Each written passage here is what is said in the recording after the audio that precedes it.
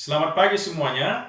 Perkenalkan, nama saya Eko Deswin Mikael Sringoringo SEMSI, dosen program studi akuntansi di Universitas Murni Teguh, dengan nomor induk dosen nasional 01 10 12 8305. Pada kesempatan ini, saya akan menjelaskan mata kuliah yang saya ampu, yaitu mata kuliah Auditing 1 dengan kode mata kuliah 6218 AK12 yang mempunyai bobot 3 SKS. Mata kuliah Auditing 1 ini merupakan mata kuliah wajib pada program studi akuntansi untuk mahasiswa semester 5 di Universitas Murni Teguh. Mata kuliah Auditing 1 ini mempunyai capaian pembelajaran program studi dan capaian pembelajaran mata kuliah. Ada 5 capaian pembelajaran program studi. Pertama, menunjukkan sikap bertanggung jawab atas pekerjaan di bidang keahliannya secara mandiri. Kedua, menguasai konsep teoritis secara mendalam tentang perencanaan, prosedur, dan pelaporan audit. Ketiga, mampu di bawah supervisi mengevaluasi bukti audit atas laporan keuangan entitas komersial sesuai dengan standar audit dan ketentuan perundang-undangan yang berlaku dalam audit atas laporan keuangan.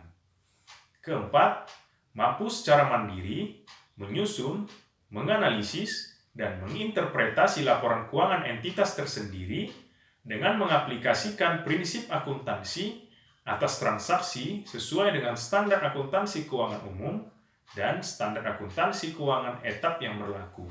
Dan kelima, mampu memelihara dan mengembangkan jaringan kerja dengan pembimbing, kolega, sejawat, baik di dalam maupun di luar lembaganya. Berikutnya, ada 4 untuk capaian pembelajaran mata kuliah. Pertama, mahasiswa mampu menjelaskan ruang lingkup auditing, profesi akuntan publik, dan etika profesional. Kedua, mahasiswa mampu memahami tentang laporan auditor, bukti audit, dan kertas kerja. Ketiga, mahasiswa mampu menjelaskan penerimaan perikatan dan perencanaan audit, materialitas, resiko, dan strategi audit, dan pemahaman pengendalian intern. Dan keempat, mahasiswa mampu menganalisis penaksiran, resiko dan pengujian, dan audit sampling. Untuk deskripsi mata kuliah Auditing 1 ini adalah mata kuliah auditing berusaha menghantarkan mahasiswa pada penguasaan kemampuan tentang ruang lingkup auditing, profesi akuntan publik dan etika profesional, penerimaan perikatan dan perencanaan audit, materialitas, risiko dan strategi audit, dan pemahaman pengendalian intern serta mampu memahami tentang laporan auditor, bukti audit dan kertas kerja, dan menganalisis penaksiran risiko dan pengujian, dan audit sampling. Metode pembelajaran yang digunakan pada mata kuliah Auditing 1 ini, yang pertama adalah ceramah. Pada ceramah ini, saya menyampaikan dan menjelaskan presentase materi pokok bahasan perkuliahan kepada mahasiswa. Lalu, yang kedua adalah diskusi. Pada diskusi ini, mahasiswa mendiskusikan materi yang saya sampaikan, kemudian berinteraksi dengan tanya jawab. Dan yang ketiga adalah tugas. Tugas saya berikan kepada mahasiswa di setiap akhir pertemuan perkuliahan berupa tugas mandiri maupun tugas kelompok.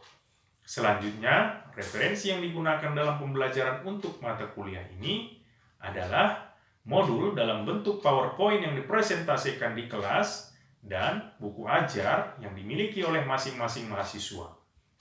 Dan untuk perkuliahan mata kuliah Auditing 1 ini dilakukan dengan tatap muka di kelas. Selanjutnya, saya akan menjelaskan penilaian dan kriteria penilaian. Penilaian untuk kehadiran mahasiswa mempunyai bobot penilaian 10%. Penilaian untuk tugas, baik tugas mandiri maupun tugas kelompok, mempunyai bobot penilaian 40%. Penilaian untuk ujian tengah semester mempunyai bobot penilaian 30%. Penilaian untuk ujian akhir semester mempunyai bobot penilaian 20%. Jadi, total bobot penilaian seluruhnya adalah 100%. Dan untuk kriteria penilaian mahasiswa, untuk nilai akhir 85 sampai dengan 100 mendapatkan nilai A. Untuk nilai akhir 80 sampai dengan 84 mendapatkan nilai A-. Untuk nilai akhir 70 sampai dengan 79 mendapatkan nilai B+. Untuk nilai akhir 65 sampai dengan 69 mendapatkan nilai B. Untuk nilai akhir 60 sampai dengan 64 mendapatkan nilai B-. Untuk nilai akhir 50 sampai dengan 59 mendapatkan nilai C+. Untuk nilai akhir 40 sampai dengan 49 mendapatkan nilai C. Untuk nilai akhir 30 sampai dengan 39 mendapatkan nilai D.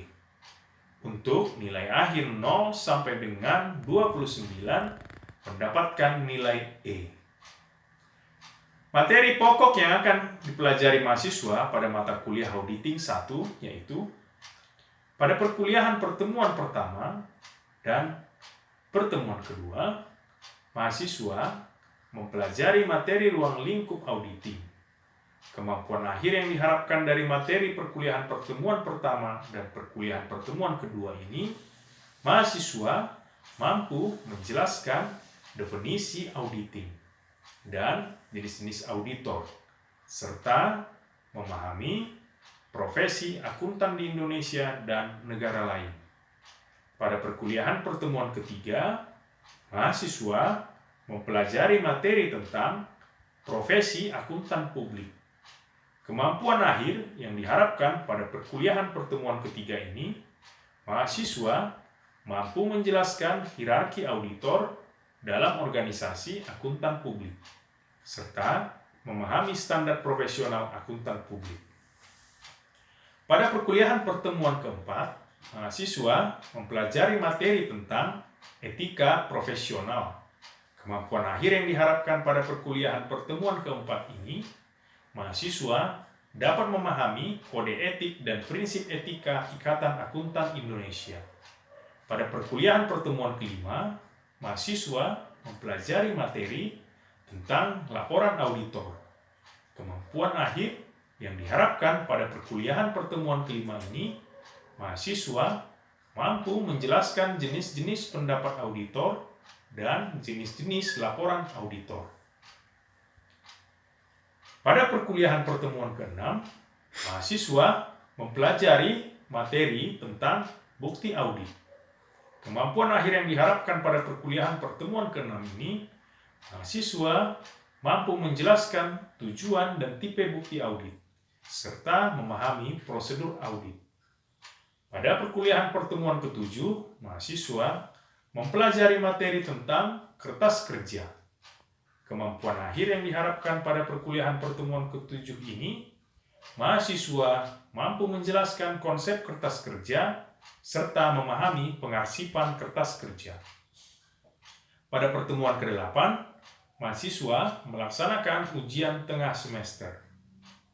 Pada perkuliahan pertemuan ke-9, mahasiswa mempelajari materi tentang penerimaan perikatan dan perencanaan audit.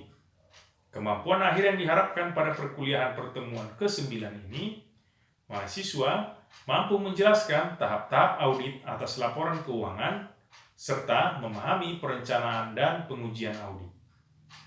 Pada perkuliahan pertemuan ke-10, mahasiswa mempelajari materi tentang materialitas, resiko dan strategi audit. Kemampuan akhir yang diharapkan pada perkuliahan pertemuan ke-10 ini, mahasiswa mampu menjelaskan definisi materialitas, serta memahami resiko dan strategi audit. Pada perkuliahan pertemuan ke-11 dan ke-12, mahasiswa mempelajari materi tentang pemahaman pengendalian intern, kemampuan akhir yang diharapkan pada perkuliahan pertemuan ke-11 dan pertemuan ke-12 ini, mahasiswa mampu menjelaskan definisi dan tujuan pengendalian intern serta memahami pengendalian intern suatu entitas. Pada perkuliahan pertemuan ke-13, mahasiswa mempelajari materi tentang penafsiran resiko dan pengujian. Kemampuan akhir yang diharapkan pada perkuliahan pertemuan ke-13 ini, mahasiswa mampu memahami penafsiran resiko pengendalian serta menjelaskan pengujian pengendalian. Pada perkuliahan pertemuan ke-14 dan perkuliahan pertemuan ke-15, mahasiswa mempelajari materi tentang audit sampling. Kemampuan akhir yang diharapkan pada perkuliahan pertemuan ke-14 dan pertemuan ke-15 ini, mahasiswa mampu memahami atribut sampling untuk pengujian pengendalian, serta memahami variabel sampling untuk pengujian substantif. Pada pertemuan ke-16, mahasiswa melaksanakan ujian akhir semester. Demikian penjelasan yang dapat saya sampaikan mengenai mata kuliah Auditing 1. Terima kasih. Berikut video pembelajaran yang saya lakukan dalam kelas dengan materi pokok ruang lingkup auditing. Selamat menyaksikan. Ya, selamat siang semuanya. Siang. Apa kabar hari ini? Baik. Baik. Nah, pertemuan hari ini perkuliahan kita mata kuliah auditing. Dengan saya tentu kenal ya, dosen Eko Deswin Mikael Sringoringo SE MSI. Nah, kalau bicara auditing, apa yang terlintas di pikiran kita? Auditing apa? Siapa yang bisa? Coba. Auditing. Ada? Coba, Kristi. Auditing itu proses mengumpulkan serta mengevaluasi bukti atas transaksi atau aktivitas yang telah terjadi selama tahun fiskal untuk kegiatan operasional dalam suatu perusahaan. Oke. Pemeriksaan profesional perusahaan ya, laporan keuangannya ya, itulah auditing. Berarti kalau kita bicara auditing, tentu identik dengan pemeriksaan. Baik, mata kuliah auditing ini untuk pertemuan hari ini ada namanya pokok bahasan. Pokok bahasan apa yang akan dibahas hari ini? Yaitu ruang lingkup auditing. Ruang lingkup auditing yang mempunyai sub pokok bahasan. Yang pertama, pengertian auditing, jenis-jenis auditor, jasa yang dihasilkan oleh profesi akuntan publik, dan hierarki auditor dalam organisasi kantor akuntan publik atau KAP. Kita kenal dengan KAP. Baik, itu ada ruang lingkup auditing beserta sub pokok bahasan. Berikutnya di sini ada namanya pengertian auditing. Sesuai dengan sub pokok bahasan tadi ya. Yang pertama, pengertian auditing menurut Alvin Arens, auditing adalah suatu proses dengan mana seseorang yang mampu dan independen dapat menghimpun dan mengevaluasi bukti dari keterangan yang terukur. Dari keterangan itu akan muncul laporan yang membuat keterangan yang terukur tersebut dengan kriteria yang telah diterapkan. Jadi ada laporan menurut si Alvin Arens. Kalau secara umum auditing apa? Secara umum auditing suatu proses sistematik untuk memperoleh dan mengevaluasi bukti secara objektif mengenai pernyataan tentang kegiatan dan kejadian ekonomi dengan tujuan untuk menetapkan tingkat kesesuaian antara pernyataan tersebut dengan kriteria yang telah ditetapkan serta penyampaian hasilnya kepada pemakai yang berkepentingan. Pemakai yang berkepentingan. Kira-kira pemakai yang berkepentingan itu siapa itu? Pemakai yang berkepentingan. Oh, coba kamu pemakai yang berkepentingan? Pemakai pihak-pihak yang berkepentingan terhadap laporan keuangan, terutama laporan keuangan yang itu Pak, terbagi dua, ada pihak internal sama eksternal. Kalau misalnya pihak internal itu dia kayak pemilik, karyawan, terus manajer. Tapi kalau pihak eksternal itu Pak seperti investor, kreditor, sama pemerintah Pak untuk keuangan pribadi. Oke, berarti kesimpulannya ada dua ya, internal dan eksternal. Baik, teman kita tadi Nia sudah menjelaskan. Berarti sudah dibaca ini sebelumnya. Buku auditingnya bagus. Kita lanjut ke jenis-jenis auditor. Jenis-jenis auditor itu ada 4. Tentu yang umum itu ada 4 ya. Auditor pemerintah. auditor internal, auditor eksternal, dan auditor forensik. Apa kira-kira contoh dari auditor pemerintah?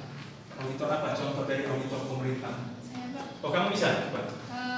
Seperti yang kita tahu auditor pemerintah itu ada BPK Pak, yaitu Badan Pemeriksa Keuangan, dan BPKP itu Badan Pemeriksa Keuangan dan Pembangunan. BPK Badan Pemeriksa Keuangan, lalu BPKP Badan Pemeriksa Keuangan dan Pembangunan. Bagus. Ada itu dua contoh auditor pemerintah. Terus yang lalu auditor internal, itu auditor internal. Tentu contohnya auditor internal, auditor yang bekerja di perusahaan ini. Misalkan ini perusahaan di kampus kita ini, perusahaan, terus ada internal audit. Nah itu yang bekerja di perusahaan, di dalam suatu perusahaan, itu namanya auditor internal. Lalu auditor eksternal, itu pastinya ada contoh. Apa contoh auditor eksternal? Siapa? Nah, coba silakan disuruh. Saya Pak, contohnya adalah kantor akuntan publik atau KAP. Kantor akuntan publik. Menurut kamu kantor akuntan publik itu bagaimana? Independen atau tidak? Kalau menurut saya Pak, kantor akuntan publik itu dia harus independen Pak.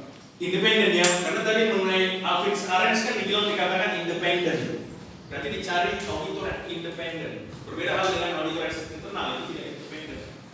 Auditor eksternal itu independen. Bagus. Berikutnya namanya auditor forensik. Auditor forensik itu adalah auditor yang melakukan investigasi terhadap suatu kasus. Jadi di sini ada kasus. Baik, sampai di sini ada pertanyaan? Saya Pak ingin bertanya Pak. Oh ya, tanya.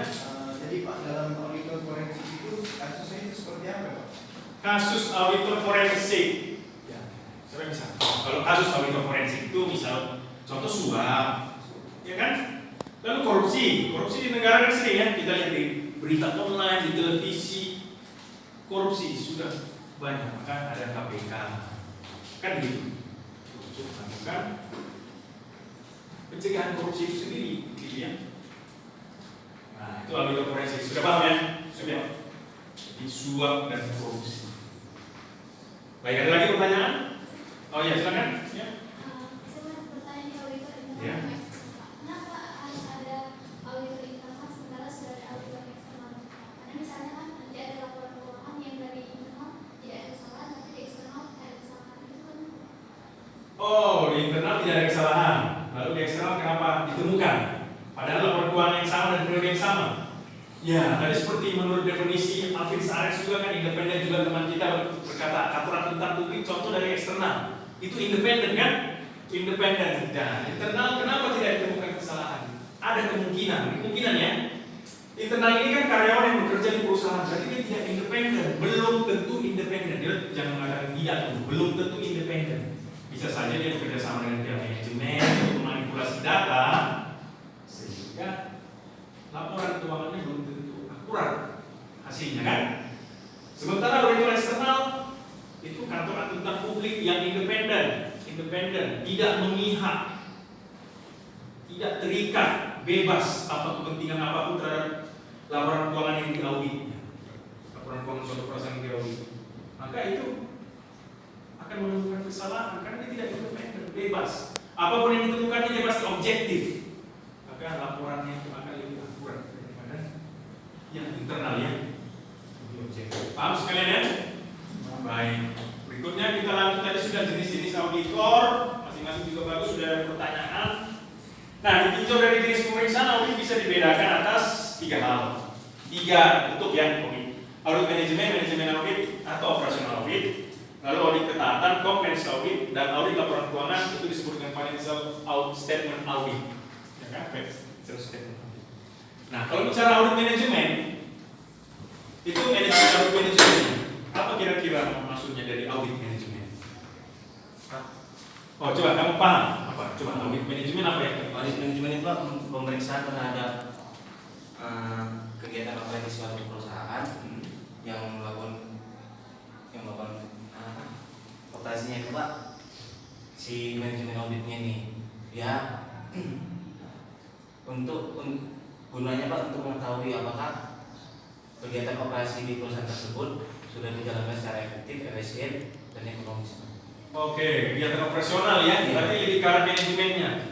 Efektif, efisien, dan ekonomis, bagus. Itu memang audit manajemen. Baik, bagus sekali itu jawabannya. Lalu audit ketaatan. Ketaatan compliance audit. Siapa yang kira-kira paham dengan audit ketaatan? Ada? Saya, Pak. Oh, kamu audit ketaatan? Kalau menurut saya, Pak, audit ketaatan itu merupakan pemeriksaan yang telah dilakukan. Pemeriksaan yang dilakukan untuk mengetahui apakah perusahaan itu sudah menaati peraturan atau kebijakan yang berlaku yang telah ditetapkan oleh pihak internal maupun pihak eksternal, Pak. Baik, dari situ dapat dilihat apakah sudah menaati peraturan yang berlaku ya.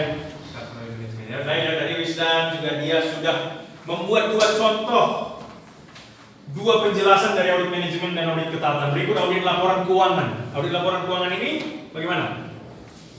Audit laporan keuangan. Nah, kalau audit laporan keuangan ini ya tentunya memeriksa laporan keuangannya itu. Audit tugasnya memeriksa laporan keuangannya itu. Apakah laporan keuangan itu wajar atau tidak wajar, nanti akan dinilai oleh akuntannya atau akuntan publik ya dari auditor tersebut yang melakukan kerjaan. Paham ya? Sampai di situ saya rasa masih bisa lah mengerti. Baik, kita lanjut.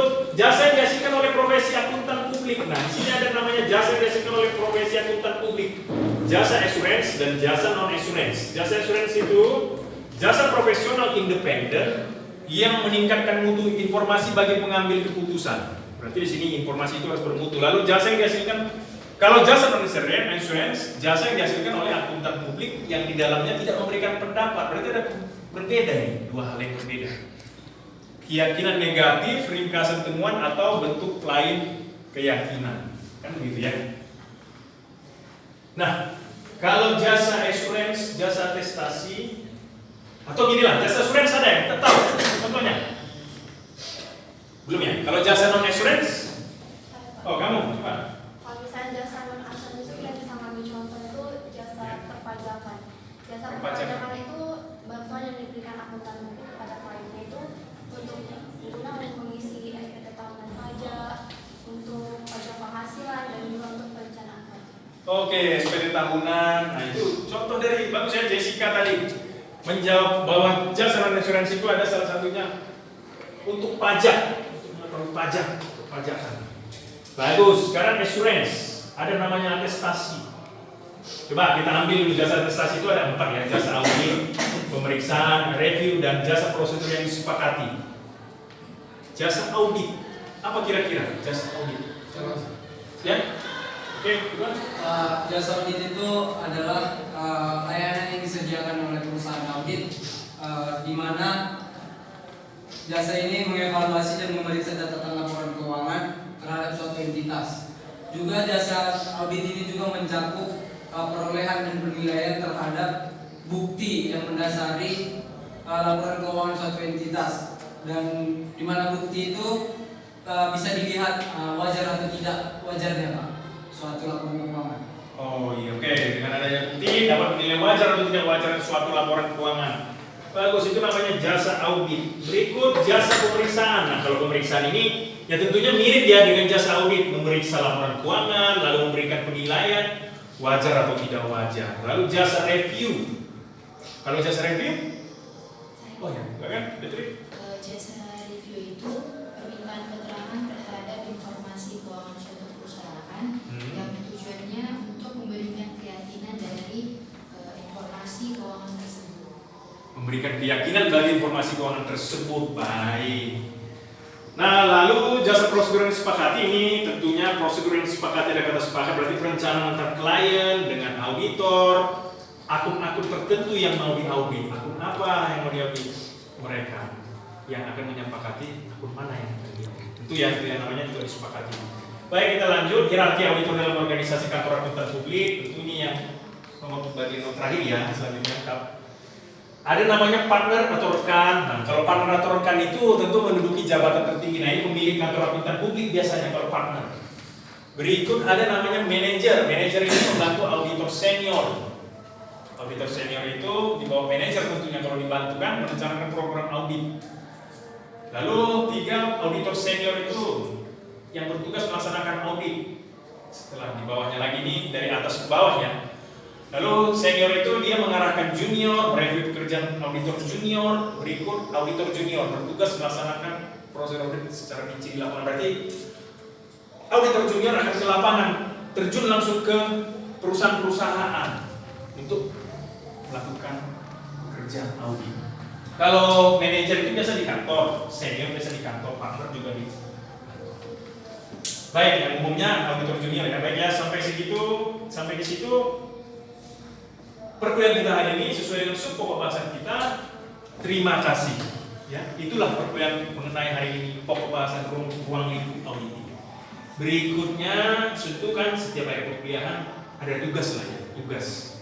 Nah di sini ada soal tugas akan saya berikan dalam file Microsoft Word, akan diberikan pada grup WA mata kuliah auditing.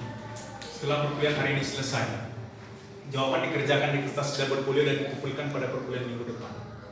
Baik, ada yang mau bertanya lagi? Tidak ya? Ini tugas. Jadi kesimpulannya tadi bahwa